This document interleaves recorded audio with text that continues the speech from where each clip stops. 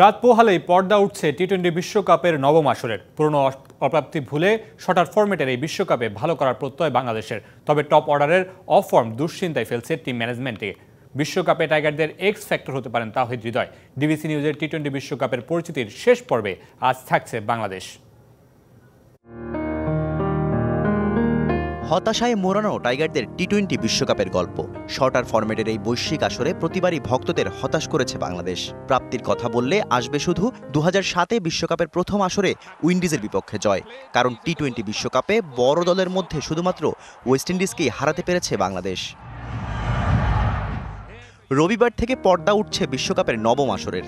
Coach Hathuru সিংহের master প্ল্যানে টাইগারদের দায়িত্ব থাকবে নাজমুল হোসেন শান্তর কাঁধে। টি-20 বিশ্বকাপে বাংলাদেশকে নেতৃত্ব দেয়া ষষ্ঠ ক্যাপ্টেন এই লেফট হ্যান্ডার। বড় মঞ্চে মাঠে নামার আগে প্রস্তুতিটা একদমই ভালো হয়নি বাংলাদেশের। সদ্যই হোস্ট যুক্তরাষ্ট্রের কাছে টি-20 সিরিজ হেরেছে শান্তরা। তবে শেষ ম্যাচটাতে ঠিকই পজিটিভ ক্রিকেট খেলে পেয়েছে 10 উইকেটের বড় জয়, যেটা থেকে কিছুটা আত্মবিশ্বাস পেতেই পারে তাসকিন মুস্তাফিজরা। বিশ্বমানের থার্মিক্স রড, সালাম স্টিল থার্মিক্স, দেশের একমাত্র থার্মিক্স রড।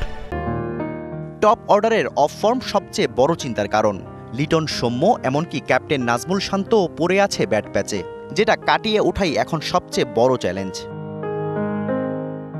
এবারের বিশ্বকাপে টাইগারদের এক্স ফ্যাক্টর হতে পারেন তাওহিদ হৃদয়। ব্যাট হাতেও সময়টা ভালোই যাচ্ছে এই ইয়াং স্টারের। সাথে দুই এক্সপিরিয়েন্স ক্যাম্পেইনার সাকিব আর রিয়াদের সার্ভিসটা ঠিকঠাক পেলে ব্যাটিং নিয়ে কিছুটা হলেও নির্ভর থাকতে পারবে টিম ম্যানেজমেন্ট।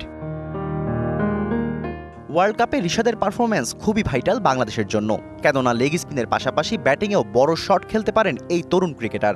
আর পেস বোলিংয়ে শরীফুল, মুস্তাফিজরা থাকলেও মূল নেতৃত্বটা দিতে হবে তাসকিন আহমেদকে। আগামী 8 জুন শ্রীলঙ্কার বিপক্ষে ম্যাচ দিয়ে শুরু হবে টাইগারদের বিশ্বকাপ মিশন। পুরনো স্মৃতি ভুলে নতুনের কেতন উড়াবে বাংলাদেশ, এমন প্রত্যাশাই সবার।